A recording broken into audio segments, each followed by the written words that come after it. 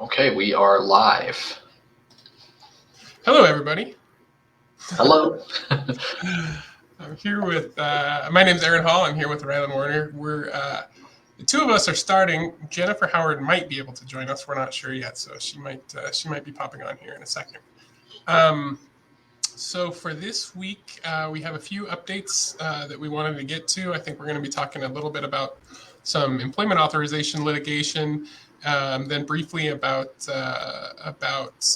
some veterans immigration benefits, and then we will get to answer some questions in the comments if there are any. So, Rylan, do you want to start by talking about a big settlement that was announced this week? Yeah, sure. So yesterday, AILA announced a settlement that they had reached in their case, Shergill v. Mayorkas. And that case was about H-4 visas, the beneficiaries of H-4 visas, which are the dependent family members of H-1Bs, H-1B1s, H-2As, H-2Bs, and H-3s. So they're all temporary workers in the United States. Some are skilled workers, some are just unskilled workers or labor positions, and their spouse's ability to work while they're here in the United States. So you would have a temporary worker that comes in and they are allowed to bring their spouse in on an H-4, and then their spouse is allowed to apply for an EAD document, an employment authorization document that also lets them work while they're in the United States with their temporary employer spouse. So the issue was that H-4 visas were prohibited from receiving an automatic extension of their employment authorization document, which most people get when they file a renewal for their employment authorization document timely. And if it's not processed in time, they will automatically get a 180-day extension of that EAD document. But H-4s, for whatever reason, were prohibited from receiving that automatic extension. And so the settlement that they came to in Shergill v. Mayorkas allowed the H-4s to get that automatic extension if they have already applied for an extension of their EAD document. Another bonus of this settlement was for L-2 visa holders. So L-2s are the spouses of an L-1 visa holder. An L-1 is a multinational executive or manager that enters the United States to work for a company, and they're allowed to bring their spouse as well, and their spouse. So it was always kind of a debate in the immigration realm whether or not the spouse should have to apply for an employment authorization document, because according to the statutes and the regulations, it seemed like they should not need the EAD and they should be able to work without one. But there were some, it was vague, and there were people that would say, no, they do need to get it. And it basically was only used defensively. If an L2 did work without their EAD document, they were caught and said, hey, you're not allowed to be working right now. They could be like, actually, it's kind of vague whether or not I'm allowed to be working. But now it's official. They are allowed to work without getting an EAD document. And so that was a great part of the settlement.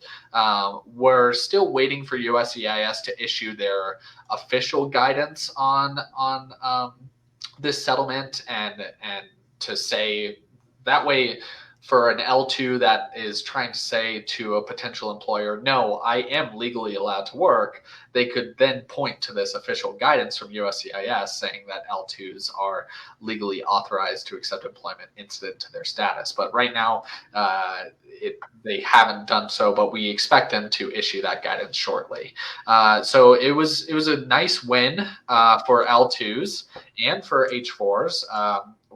There are still some other visa categories that it's kind of vague and gray on whether they should have work authorization incident to status.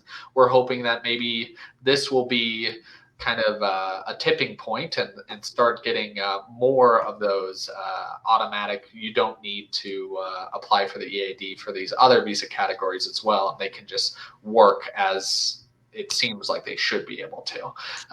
But yeah, so that is that update for that settlement from Ayla. I'm happy to announce it. Aaron, I know that you wanted to talk about other EAD litigation that we are dealing with now. You want to get started on that? I do. And before I do that, just to a peek behind the curtain, I think that, so last week was the first time that I had control over those banners you see at the bottom of the screen there. And now Ryland has control, but I actually see the controls on my screen too. So we might have dual control now. No, so now we can just fight back and forth about what we want to what we would want to appear on the screen. It's the first time we've had that. Let's go back to that previous topic a little bit. No, let's go for it. Let's go for it. All right. Yeah, the Ryland's topic actually leads nicely into to talking about the EAD litigation that we filed this week in Kang v. DHS. So similarly, it's about employment authorization documents. And our plaintiffs consist of two groups in Kang. It's E2 spouses, e-spouses, and adjustment of status applicants.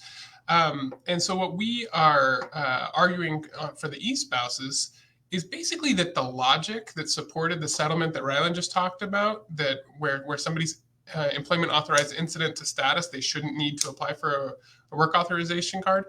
It's the same thing for e-spouses. They shouldn't have to apply for work authorization. And that's the argument that we make, is that that it's unlawful to actually require them to apply for a work authorization document when the work authorization is actually explicitly authorized by statute. And so that is one piece of it. Now, for the adjustment of status applicants, they're not work authorized incident to status. In other words, neither the statute nor the regulations say just because you have an application for adjustment of status pending that you're automatically authorized to work in the United States. Instead, you have to file an application for work authorization based on your application for adjustment of status. But what is happening with those applications and all kinds of employment authorization applications? They are taking so long. We noted in our complaint that one of the service centers is telling adjustment applicants that their request for work authorization will take up to 21.5 months. And only if it goes over that time should they reach out and ask about what's going on with their application. Well, that's too long, and it's completely unreasonable. So what the case claims is two things. First, when the Department of Homeland Security did away with a requirement that used to exist that they had to process these applications within 90 days, they did away with that requirement in 2017 through regulations. But when they did that, they basically promised, okay, we're going to get rid of the requirement, but we're committing to continuing to try to produce these cards within 90 days. And where it doesn't look like it's going to happen, we're going to give you continue to give you these tools to get it expedited if it's getting near the edge of the 90 days. Or for people who are subject to the automatic extensions of 180 days, where it's getting close to the end of your automatic extension. Well, since then, they've just abandoned those promises that they used to justify getting rid of that rule. And they've said, actually, no, don't contact us at all unless it's outside of posted processing time. So in the case of that example, until it's after 21 and a half months. Well, what happens in the interim? Applicants either can't accept jobs, they lose their jobs because there's a gap in their work authorization, they can't provide for themselves, for their families. It's just a disaster for them. And so we're claiming that in this litigation, we're arguing that DHS unlawfully abandoned their commitment to the 90-day processing that they made when they published this final rule, getting rid of the 90-day requirement. And we are arguing that just as a matter of under the Administrative Procedure Act, that the delay is just unreasonable, that they have to complete these adjudications within a reasonable amount of time, and they're not doing it. So the case was filed this week, and it has those two categories of applicants. There's a good likelihood that we're going to file an amended complaint in the coming weeks, and we will be adding other plaintiffs to the amended complaint. What that means is that there may well be other categories that get added in, and if so, then we'll amend, obviously, the pleadings to deal with their specific circumstances. Anyway, we're very excited about it. This is just a problem that's been plaguing non-citizens for too long, and hopefully this plus the settlement that Rylan talked about will force USCIS to get back on the right track and timely adjudicate these documents. Fingers crossed. Yeah, fingers crossed. But we're excited that the case is in the works now. Next, moving on, I wanted to talk just briefly about some immigration issues involving veterans of the U.S. Armed Forces. Look at that. So happy Veterans Day. Oh, you're scrolling it now. See, you're doing things that are beyond my capability. I had to one-up you somehow. All right, I'm going to learn. I'm going to study. So back in July, the Department of Homeland Security, along with Veterans Affairs, announced a joint initiative. And the joint initiative was to give better support to non-citizen service members, veterans, and their immediate family members.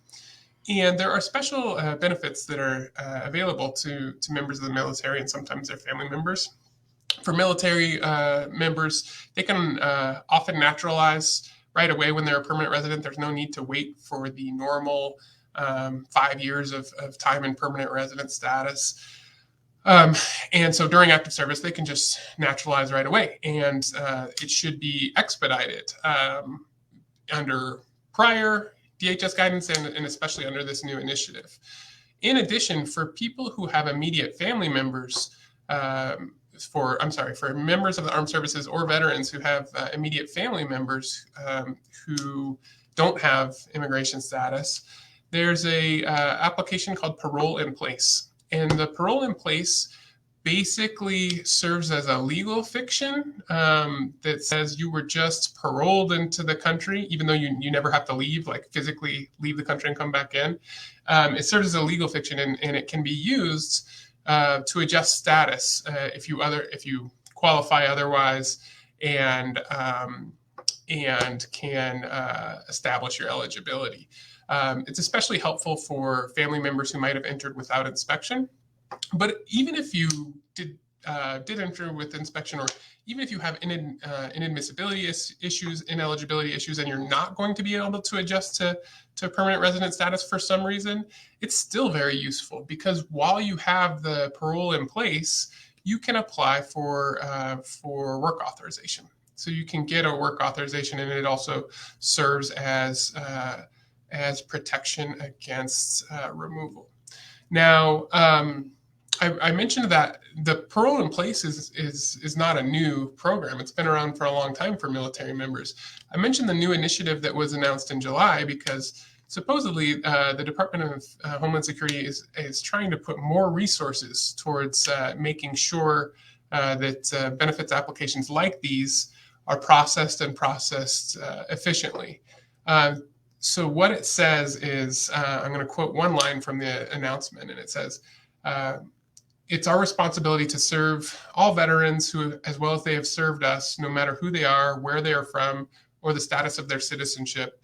Keeping that promise means ensuring that non-citizen service members, veterans, and their families are guaranteed a place in the country they swore an oath and in many cases fought to defend. That seems about like the least we can offer people who sign up to serve in the armed forces, is to say, hey, we're not going to deport your family members.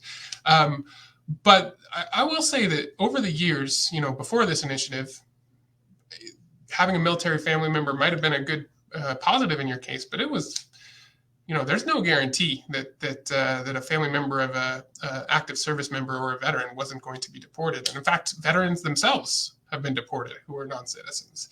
And so this announcement in July gave me very high hopes at the time. I don't think that we've seen DHS live up to it yet, at least not in cases that I've seen. Hopefully they're ramping up because it's already been, 4 months. But if you have military people in your family who are non-citizens or who have immediate family members who are non-citizens, it's definitely worth looking into what kind of benefits should be out there for them through initiatives like these. Yeah. That's all I got. Well, you did great. I gotta say. And I want to say Happy Veterans Day too. I was so busy with my fancy scroller at the bottom that I got distracted. But Happy Veterans Day to everybody out there. Looking at the questions that we have today, we have quite a few. So let's get. Just kidding. We don't have any. You tricked me because I was trying to look on the thing and see what they were coming in, and I couldn't see them. So I thought that was failing in our software, but you were just tricking me. No, I'm not sure. There could be a failing in our software that we might need to get figured out, because it does say at the bottom that it can't post comments to some destinations, but I think that might be our ability to post comments, not our ability to see comments coming in. But just in case if there are questions, we're sorry we're not seeing them here. I know that people can't always watch these live, and sometimes they'll tune in later. And so if you have questions that have come up, we are here every week, Thursday at noon Denver time. And so if you get in then we can take your questions then. If you have something really more individual that needs individualized attention, then you're welcome to contact our office at 303-297-9171. And we can set up an individual consultation. Oh, looks like we got a question just in time. An update on the K-1s in Manila from Patrick. Hello, Patrick.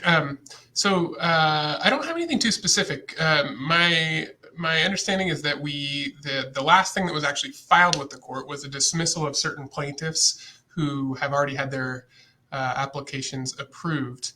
From our conversations the other day with other members of the litigation team, my understanding is that these petitions are moving in Manila now. So it's not like before when nothing was moving. But as far as updates from the case, we don't have them yet.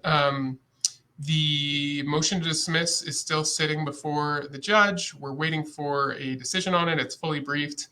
We're hoping that we'll survive the motion to dismiss, and if so, that we will see things move very quickly for all the plaintiffs after that.